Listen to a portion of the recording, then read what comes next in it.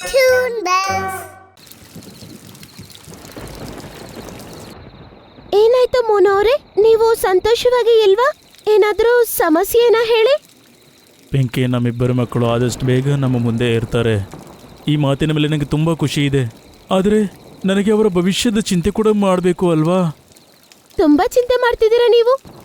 ಪಿಂಕಿ, ಇವತ್ತು ವಾತಾವರಣ ತುಂಬ ಹದಗೆಟ್ಟಿದೆ. ಕಳೆದ 5-6 ಗಂಟೆಗಳಿಂದ ತುಂಬನೇ ಮಳೆ ಬರ್ತಾ ಇದೆ. ನಮ್ಮ ಗುಡಿಸಲು ಏನಾದರೂ ಬಿದ್ದು ಹೋದರೆ ಆಗ ನಮ್ಮ ಮಕ್ಕಳ ಗತಿ ಏನಾಗಬೇಡ. ಮಳೆಗಾಲದಲ್ಲಿ ಪಕ್ಷಿ ಮತ್ತೆ ಅದರ 5 ಮಕ್ಕಳು. ಭಾಗ 1. ಒಂದು ಕಾಡಲ್ಲಿ ನೇರಳೆ ಹಣ್ಣು ಮತ್ತು ಬೇವಿನ ಮರ ಇತ್ತು. ಅದರಲ್ಲಿ ಮೀನು ಪಾರಿವಾಳ ಮತ್ತೆ ಮಿಂಕು ಪಕ್ಷಿ ಜೀವಿಸ್ತಿದ್ವು. ಮೀನು ಮತ್ತೆ ಪಿಂಕಿನ ಗೂಡು ಸ್ವಲ್ಪ ಸ್ವಲ್ಪ ದೂರದಲ್ಲಿತ್ತು. ಅವರಿಬ್ಬರು ನೇಬರ್ಸ್ ಆಗಿರೋದು ಮಾತ್ರ ಅಲ್ಲದೆ ಅವರಿಬ್ಬರು ತುಂಬಾನೇ ಒಳ್ಳೆ ಸ್ನೇಹಿತರಾಗಿದ್ರು. ಒಂದಿನ, ಅರೆ, ಇವತ್ತು ವಾತಾವರಣ ತುಂಬಾ ಕೆಟ್ಟದಾಗಿದೆ. ತುಂಬಾ ಜೋರಾಗಿ ಮಳೆ ಬರುತ್ತೆ ಅಂತ ನನಗನ್ನಿಸ್ತಾ ಇದೆ. ಕೇವಲ ಇವತ್ತೇ ಅಲ್ಲ, ಈಗ ಮಳೆಗಾಲ ಶುರುವಾಗಿದೆ. ಇನ್ಮೇಲೆ ದಿನ ಮಳೆ ಬರುತ್ತೆ. ಈಗ ಈ ರೀತಿ ವಾತಾವರಣನ ಅಭ್ಯಾಸ ಮಾಡ್ಕೋ. ನನಗೇನನ್ಸುತ್ತಂದ್ರೆ ನಮಗೆ ಎಷ್ಟಾಗುತ್ತೋ ಅಷ್ಟು ಧಾನ್ಯಗಳನ್ನ ಸಂಗ್ರಹ ಮಾಡಬೇಕು ಅಂತ. ಆದಷ್ಟು ಬೇಗ ನಮ್ಮ ಮಕ್ಕಳು ಪ್ರಪಂಚಕ್ಕೆ ಬರಲಿದ್ದಾರೆ. ನಾವು ಅವ್ರಿಗೋಸ್ಕರನೂ ಇದೆಲ್ಲ ತಯಾರಿ ಮಾಡ್ಬೇಕಲ್ವಾ? ಸರಿಯಾಗಿ ಹೇಳಿದೆ ನೀನು. ನನ್ನ ಸ್ನೇಹಿತೆಯಾದ ಮೀನುನ ಹೋಗಿ ನೋಡ್ಕೊಂಡ್ ಬರ್ತೀನಿ.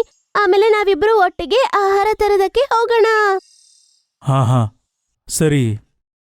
ಪಿಂಕಿ ಬೇಗ ಮೀನು ಪಾರಿವಾಳದ ಮನೆಗೆ ಹೋಗುತ್ತೆ.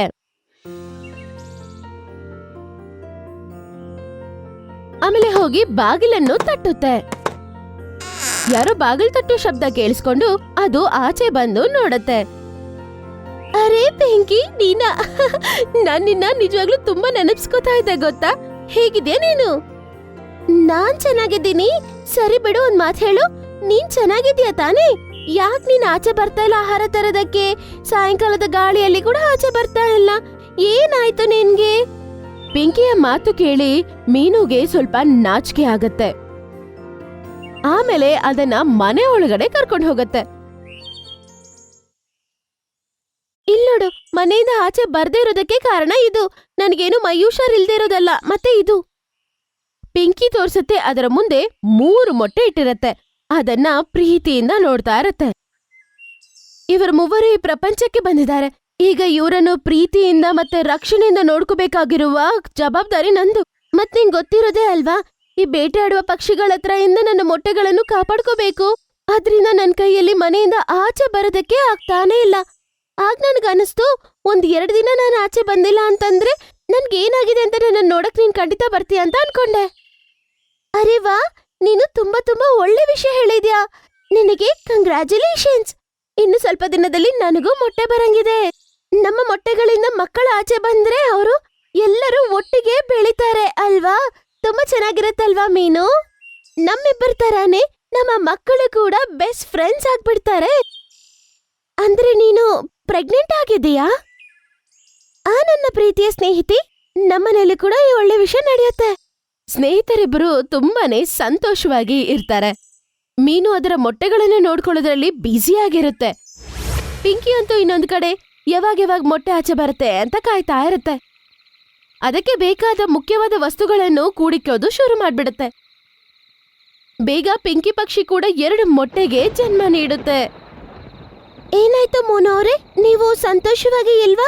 ಏನಾದ್ರೂ ಸಮಸ್ಯೆನಾ ಹೇಳಿ. ಪಿಂಕಿ, ನಮ್ಮಿಬ್ಬರು ಮಕ್ಕಳು ಆದಷ್ಟು ಬೇಗ ನಮ್ಮ ಮುಂದೆ ಇರ್ತಾರೆ. ಈ ಮಾತಿನ ಮೇಲೆ ನನಗೆ ತುಂಬ ಖುಷಿ ಇದೆ. ಆದರೆ ನನಗೆ ಅವರ ಭವಿಷ್ಯದ ಚಿಂತೆ ಕೂಡ ಮಾಡಬೇಕು ಅಲ್ವಾ? ತುಂಬಾ ಚಿಂತೆ ಮಾಡ್ತಿದ್ದೀರಾ ನೀವು. ನಾನಿದ್ದೀನಲ್ವಾ ನನ್ನ ಮಕ್ಕಳನ್ನ ನೋಡ್ಕೊಳ್ಳೋದಕ್ಕೆ. ನೀವು ಅದ್ರ ಬಗ್ಗೆ ಏನೂ ಯೋಚನೆ ಮಾಡಬೇಡಿ. ನಾವಿಬ್ರು ಸೇರ್ಕೊಂಡು ನಮ್ಮ ಮಕ್ಕಳನ್ನ ತುಂಬಾ ಚೆನ್ನಾಗಿ ನೋಡ್ಕೊಳ್ಳೋಣ.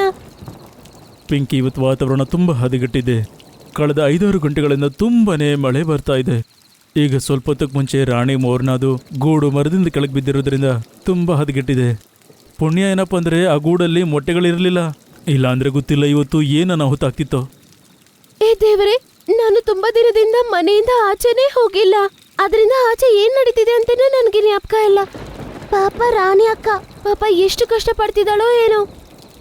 ರಾಣಿ ಅಂತೂ ತೊಂದರೆಲೇ ಇದ್ದಾಳೆ. ಆದರೆ ಅದರ ಜೊತೆಯಲ್ಲಿ ನಮಗೂ ಸಹ ಅಪಾಯ ಇದೆ. ನಮ್ಗೂಡು ಸಹ ನೇರಳೆ ಮರದ ಮೇಲೇ ಆಗಿದೆ. ಮತ್ತು ನಿನಗೆ ಗೊತ್ತೇ ಇದೆ, ಜೋರಾದ ಮಳೆಗೆ ಈ ನೇರಳೆ ಮರ ಎಷ್ಟು ದುರ್ಬಲ ಆಗುತ್ತಂತ. ನಮ್ಮ ಗುಡಿಸಲು ಏನಾದರೂ ಬಿದ್ದೋದ್ರೆ ಆಗ ನಮ್ಮ ಮಕ್ಕಳ ಗತಿ ಏನಾಗಬೇಡ. ಒಳ್ಳೇದ್ ಮಾತಾಡಿ, ದಯವಿಟ್ಟು ಆ ಥರ ಏನ್ ಮಾತಾಡ್ಬೇಡಿ. ಖಂಡಿತ ನಮ್ಗೆ ಆ ಥರ ಏನೋ ನಡೆಯಲ್ಲ. ಆ ದೇವ್ರು ನಮ್ಗಷ್ಟು ದೊಡ್ಡ ಅನ್ಯಾಯ ಮಾಡಲ್ಲ. ಮೋನು ಮತ್ತೆ ಪಿಂಕಿ ಭಯದಿಂದ ಕೂತಿರ್ತಾರೆ. ಇನ್ನೊಂದು ಕಡೆ ಮೀನು ಅದೇ ಥರನೇ ಅದರ ಮಕ್ಕಳನ್ನ ಭದ್ರವಾಗಿ ನೋಡ್ಕೋತಾ ಅಲ್ಲೇ ಮೊಟ್ಟೆ ಹತ್ರನೇ ಕುತ್ಕೊಂಡು ಇರತ್ತೆ. ಸಾಕು, ಜಾಸ್ತಿ ಆಯ್ತು ದೇವ್ರೆ, ಈ ಮಳೆನು ದಯವಿಟ್ಟು ನಿಲ್ಸು. ಈ ಗುಡುಗಿನ ಶಬ್ದ ಕೇಳಿ ಕೇಳಿ ನನಗೆ ಹೃದಯನೇ ನಿಂತೋಗೋ ಥರ ಅನಿಸ್ತಿದೆ. 2 ದಿನ ಏನೂ ತಿಂದಿಲ್ಲ. ನೋಡ್ತಿದ್ರೆ ಮಳೆ ಏನೋ ಸ್ವಲ್ಪ ನಿಂತಂಗಿದೆ.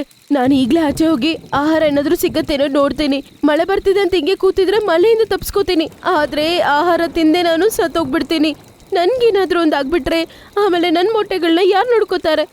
ಮೀನು ಪಕ್ಷಿ ತುಂಬಾ ಬೇಜಾರಿಂದ ಅದರ ಮನೆಯಿಂದ ಆಚೆ ಬರುತ್ತೆ. ತಿನ್ನೋದಕ್ಕೇನಾದ್ರೂ ಸಿಗತ್ತಾ ಅಂತ ಹುಡ್ಕಕ್ ಶುರು ಮಾಡ್ತಾಳೆ. ಹಾ, ಈಗ್ಲೇ ಜ್ಞಾಪಕ ಬಂತು. ನನ್ನ ಸ್ನೇಹಿತಿಯಾದ ಪಿಂಕಿಯ ಮನೆ ನೇರಳೆ ಮರದಲ್ಲಿದೆ ಅಲ್ವಾ? ಸರಿ ಸರಿ, ಆದ್ರೆ ನಾನು ಅಲ್ಲಿಗೆ ಹೋಗಿ ನೇರಳೆ ಹಣ್ಣುಗಳನ್ನು ತರ್ತೀನಿ. ಇದೇ ಕಾರಣದಿಂದ ನಾನು ಹೆಂಗೋ ನನ್ನ ಸ್ನೇಹಿತಿಯನ್ನು ಕೂಡ ನೋಡ್ದಂಗಿರುತ್ತೆ. ಮೀನು ಪಾರಿವಾಳ ನೇರಳೆ ಹಣ್ಣು ತರಣ ಅಂತ ಮರದ ಬಳಿ ಬರುತ್ತೆ. ಅದು ನೇರಳೆ ಹಣ್ಣನ್ನು ಎತ್ಕೊಳ್ಳಕ್ಕೆ ಹೋದ ಸಮಯದಲ್ಲಿ ಗಾಳಿ ಜೋರಾಗಿ ಆ ಮರದ ರೆಂಬೆಯೊಂದು ಮೇಲೆಯಿಂದ ಜೋರಾಗಿ ಒಡೆದು ಹೋಗಿ ಅದು ಕೆಳಗಡೆ ಬಿದ್ದೋಗತ್ತೆ. ಅದು ಸರಿಯಾಗಿ ಮೀನು ಮೇಲೆನೆ ಹೋಗಿ ಬೀಳತ್ತೆ. ಈ ಮರದ ರೆಂಬೆ ಒಡೆದು ಹೋಗಿ ಕೆಳಗಡೆ ಬಿದ್ದ ಶಬ್ದಕ್ಕೆ ಪಿಂಕಿ ಮತ್ತೆ ಅದರ ಗಂಡ ಆಚೆ ಬಂದು ನೋಡ್ತಾರೆ. ಮೀನುನ ಅವರಿಬ್ರು ಸಾಯೋ ಪರಿಸ್ಥಿತಿಯಲ್ಲಿ ನೋಡ್ತಾರೆ. ಅದನ್ನ ನೋಡಿ ಪಿಂಕಿ ಅಳಕ್ಕೆ ಶುರು ಮಾಡ್ತಾಳೆ. ನನ್ನ ಪ್ರೀತಿಯ ಸ್ನೇಹಿತಿ ಮೀನು, ನನಗೆ ಯಾಕೆ ಪರಿಸ್ಥಿತಿ? ಈ ಮಳೆಯ ಕಾರಣದಿಂದ ಎಷ್ಟು ಪಕ್ಷಿಗಳ ಪ್ರಾಣ ತೆಗಿತಾನೋ ಏನೋ ಆ ದೇವ್ರು. ಇನ್ನು ಎಷ್ಟು ಅಂಗವಿಕಲರು ಅನಾಥರಾಗ್ತಾರೋ ಏನೋ. ಹೇ ದೇವ್ರೆ, ಈ ಮಳೆನ ದಯವಿಟ್ಟು ನಿಲ್ಸಪ್ಪ, ಇಲ್ಲ ಅಂದ್ರೆ ಇನ್ನು ಏನೇನಾಗುತ್ತೋ ಏನೋ. ಪಿಂಕಿ ಅದರ ಸ್ನೇಹಿತಿ ಈ ತರ ಕೆಳಗಡೆ ಬಿದ್ದಿರೋದನ್ನ ನೋಡಿ ಜೋರಾಗಿ ಅಳ್ತಾಳೆ. ಆಗ ಮೀನು ಹೀಗಂತ ಹೇಳ್ತಾಳೆ, ಇಲ್ಲಿ ನೋಡು ಪಿಂಕಿ, ನಾವಿಬ್ರು ಇಷ್ಟು ದಿನಾನೇ ಒಟ್ಟಿಗಿರ್ಬೇಕು ಅಂತ ಇದ್ದೇನೋ. ಈಗ ನನ್ನ ಸಮಯ ಅಂತೂ ಈಗ ಮುಗಿದೋಯ್ತು. ಆದ್ರೆ ನಾನು ಸಾಯೋದಕ್ಕಿಂತ ಮುಂಚೆ ನನ್ನ ಮೊಟ್ಟೆಗಳ ಬಗ್ಗೆನೇ ನನಗೆ ತುಂಬಾನೇ ಚಿಂತೆ ಆಗ್ತಾ ಇದೆ.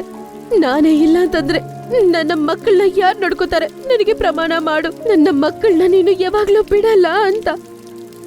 ಮೀನು, ನೀನ್ ಸುಮ್ನಿರು, ನಿಂಗೆ ಏನಾಗಲ್ಲ. ನಿನ್ನನ್ನ ನಾನು ವೈದ್ಯಕನ ಹತ್ರ ಈಗ್ಲೇ ಕರ್ಕೊಂಡು ಹೋಗ್ತೀನಿ. ನಿನಗೆ ಎಲ್ಲಾನು ಸರಿ ಹೋಗ್ಬಿಡುತ್ತೆ.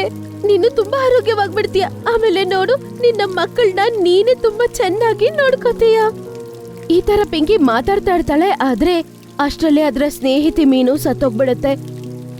ಏನಾಯ್ತು? ಅಯ್ಯೋ, ಹಿಂಗಾಗ್ಲೇಬಾರ್ದಾಗಿತ್ತು. ಮೀನು, 1 ನಿಮಿಷ ಇರು, ನನ್ನ ಬಿಟ್ಟು ಹೋಗ್ಬೇಡ. ಪಿಂಕಿ ಪಾಪ ಅಳ್ತಾ ಇರ್ತಾಳೆ.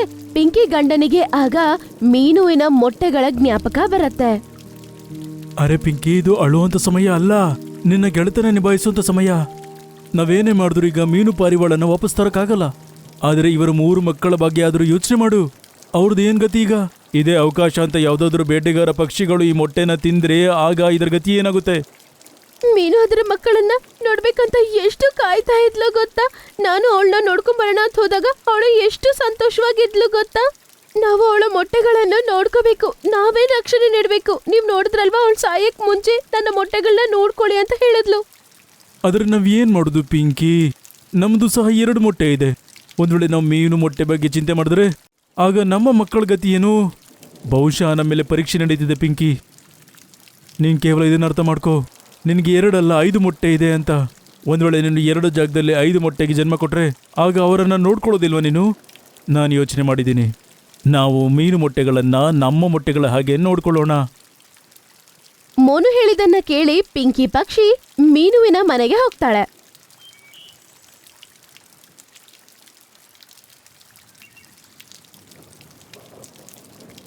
ಪಾರಿವಾಳದ ಮೊಟ್ಟೆ ಕೂಡ ಅದರ ಗೂಡಲ್ಲಿ ಇಟ್ಕೊಂಡು 5 ಮೊಟ್ಟೆಗಳನ್ನ ಅದು ತಾಯಿಯಾಗಿ ನೋಡ್ಕೊಳ್ಳುತ್ತೆ.